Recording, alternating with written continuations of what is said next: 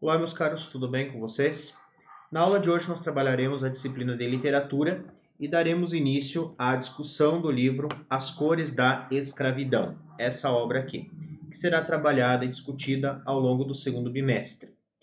Preparei os slides com alguns pontos a serem observados, algumas reflexões a serem feitas, antes de propriamente dito nós começarmos a discutir o livro, o enredo em si.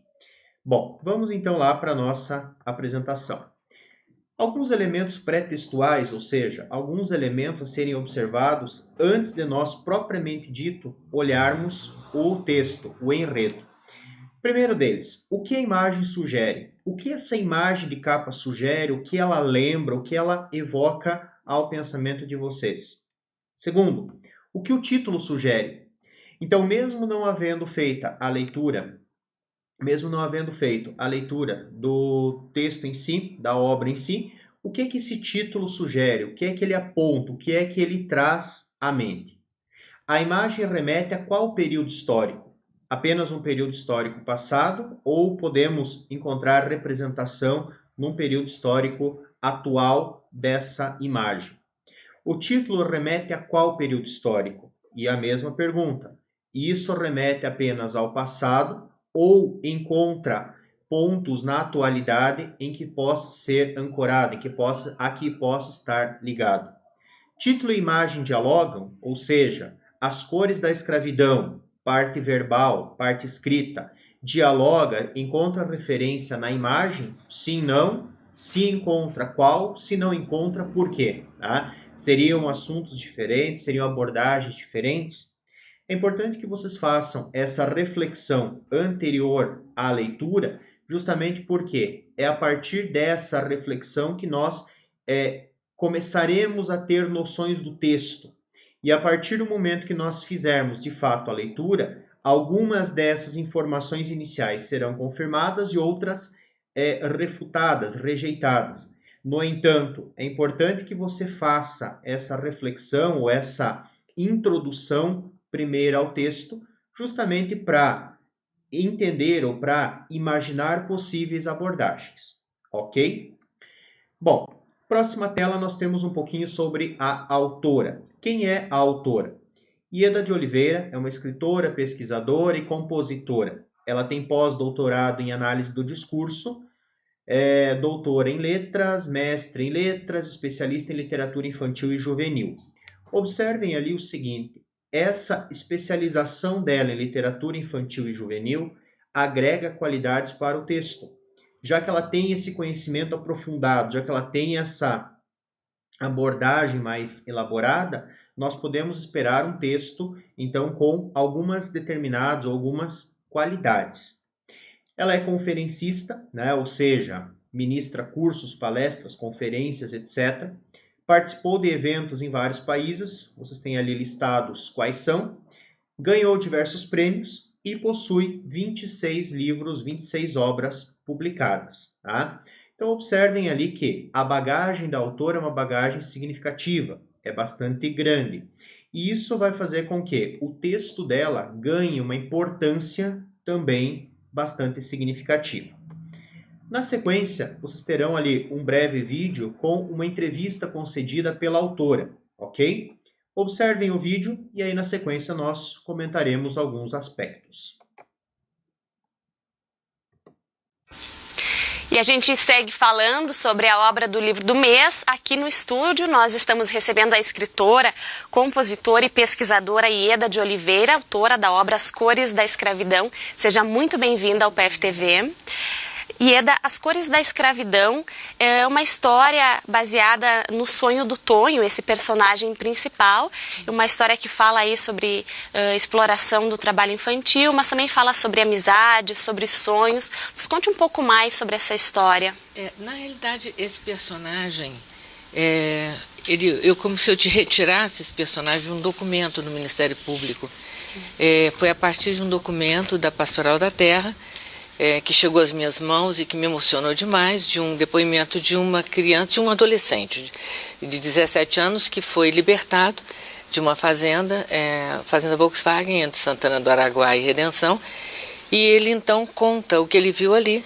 E o que ele viu entre as coisas que ele viu, a coisa que muito impressionou foi que um companheiro dele de 10 anos havia sido acusado de ter roubado um par de botas, que ele não roubou, e ele levou uma surra de facão e apontaram para ele uma arma calibre 38, mandaram ele entrar na mata, e ele fez isso, ele sumiu e nunca mais se teve notícia dessa criança. Então eu resolvi pegar essa criança sumida pelas mãos, né, e criar a partir dali esse personagem que eu dei o nome de Tonho e tentar traçar a trajetória do que levaria uma criança, que sonhos levaria uma criança a uma situação de trabalho escravo desse. Então eu criei uma trajetória a partir do documento do Ministério Público.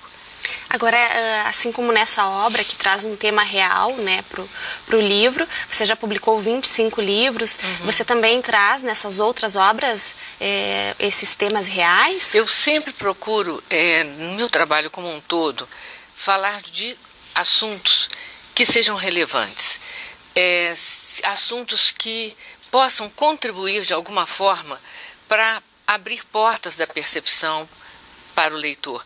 Então, esse é um livro, o outro livro tem outro traçado, mas sempre que eu vou escrever eu me pergunto de que forma esse trabalho vai ser útil à sociedade, de que forma eu posso contribuir de alguma forma para o ganho social. Então é uma pergunta que eu me faço antes de escrever. Então são livros variados, tem livros de humor, que eles morrem de rir, tem livros mais tensos, mais intensos. Então eu estou no mundo, então o mundo chega a mim e eu transformo esse meu mundo, né, em arte, é o que eu faço. Essa motivação pela literatura vem dessas inquietações da sociedade ou é o desejo de escrever que vem busca? Da minha inquietação, né? É como a necessidade de partilhar, né? Eu era professora universitária, então é como se a sala de aula não bastasse. Eu preciso me comunicar mais com o mundo e como escrever uma forma para mim de respirar, é como oxigênio, é natural. Então eu não saberia viver sem fazer isso. Então acho que é muito por aí, que é uma necessidade de partilha mesmo. E é a sua primeira vez aqui no Projeto Livro do Mês? Sim, é a primeira vez, estou muito Como honrada. Que foi esse encontro foi aí com os emocionante, né? Porque escrever é um ato extremamente solitário, pelo menos para mim, né? E um livro como esse, que é um livro de muita intensidade dramática, eu chorei muito escrevendo esse livro, sofri muito, porque não há dor que não passe para o leitor que não passe por mim, não há sorriso que chegue ao leitor que não tenha passado por mim. Então todas as emoções que o leitor tem, eu tive antes. Eu sempre digo, o escritor, ele é o primeiro ator do seu trabalho, ele é o primeiro a estar ali diante de um texto que ele vai levar para o outro, né? Então todas as emoções foram extremamente intensas para mim. Então, estar num evento desse é um momento da partilha, em que você sai da solidão e está em contato com o outro e vê a reação do outro ao seu trabalho. Então, o livro já não te pertence, ele vai seguir órfão, né? E os variados olhares sobre ele que vão... É um momento mágico. Eu acho assim, são momentos diferentes. O momento em que ele sai da minha mão já não me pertence e vai pertencer ao outro, e a gente vai ter, então, essa opção essa possibilidade de um diálogo, né, frontal e interação concreta, porque a gente tem um leitor virtual, né, quando escreve. Depois está diante do leitor real, é fantástico. Tá certo, e os encontros seguem hoje à noite. Sim. E amanhã também.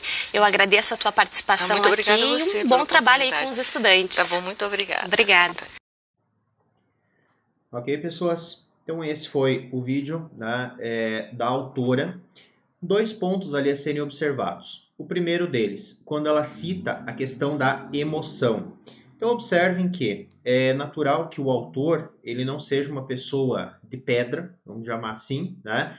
Mas de carne e osso, ou seja, assim como nós nos emocionamos ao fazer certas leituras e tal, muito provavelmente o autor tem experimentado essas emoções no momento da escrita. E em segundo lugar, quando a autora cita que o livro já não mais pertence a ela, observem que a finalidade de um texto ela é cumprida, ela é concluída a partir do momento que esse texto encontra o leitor. ou os leitores.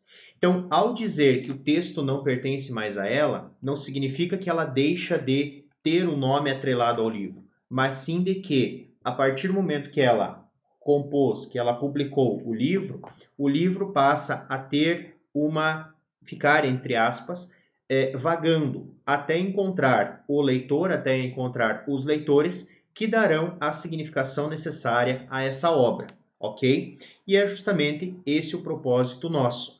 Então, que nós façamos a leitura e observemos as características desse livro, dessa história, tá? E nos apropriemos da mensagem por ele passada, ok?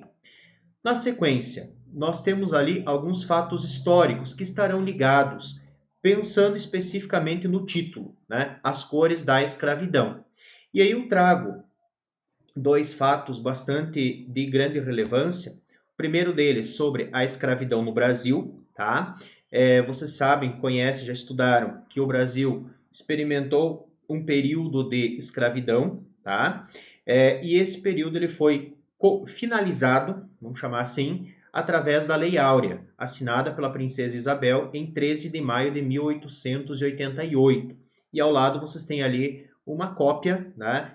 Uma imagem que remete a essa lei. Eu deixei como último tópico dessa tela situação atual, reticências. Por quê? Porque a autora cita um documento ao qual ela teve acesso, um documento da Pastoral da Terra, né? E esse documento ele está datado do ano de 1997. Então, se nós formos observar ali, a escravidão terminou em 1888. O documento está datado de 1997. Então, nós temos aí um espaço de tempo significativo, 109 anos separando o documento que garantia a liberdade das pessoas desse texto ao qual a autora teve acesso. Um ponto a nós pensarmos, a situação atual, hoje, né? E aí, quando eu falo hoje, pode ser o ano de publicação do livro, pode ser o ano em que nós estamos, o 2020. Nós experimentamos situações de escravidão no Brasil? Sim ou não? Nós experimentamos situações de escravidão no mundo? Sim ou não? Observem que essa temática da escravidão ela é uma temática bastante ampla. Então, nós experimentamos historicamente um período de escravidão, sim, né? Mas hoje seria muito leviano, seria muito falho, né? Nós dizemos que não há mais escravidão, muito pelo contrário. A escravidão acontece, só que de uma forma velada, ou seja, de uma forma oculta. O documento citado pela autora está nas páginas 6 e 7 do livro, ok? Então, antes de vocês iniciarem a leitura em si da obra, o primeiro capítulo e assim por diante, observem ali o documento, os trechos que são citados e a partir disso, né, que reflexão nós podemos fazer sobre a situação vivida pelas pessoas em pleno ano de 1997, em pleno ano de 2020, ok? É uma reflexão bastante interessante. Bom, o intuito desse vídeo era, de fato, fazer essa primeira incursão, apresentá-los à autora, né, trazer a autora ao contato de vocês e motivar a leitura para as próximas aulas. Então, para a semana que vem, para a próxima aula, eu solicito que vocês façam a leitura dos capítulos 1 a 5, ok? E também das páginas 92 e 93, sobre o processo de criação da obra. Observem ali que nós temos duas situações, né? Capítulos 1 a 5, para que nós possamos já iniciar a discussão sobre o enredo da história. Páginas 92 e 93, sobre o processo de criação da obra, vai trazer algumas informações que, de certa forma, motivaram, interferiram e tal, na constituição desse romance, dessa obra. Então, deem uma lida, por gentileza, nesses dois tópicos, nessas duas sequências, e aí na próxima semana nós iniciaremos de fato a discussão sobre a obra, personagens, contexto, espaço, enredo e etc. Ok? Boa leitura para vocês. Qualquer dúvida, estou à disposição, só entrar em contato. E até a nossa próxima Até o nosso próximo encontro.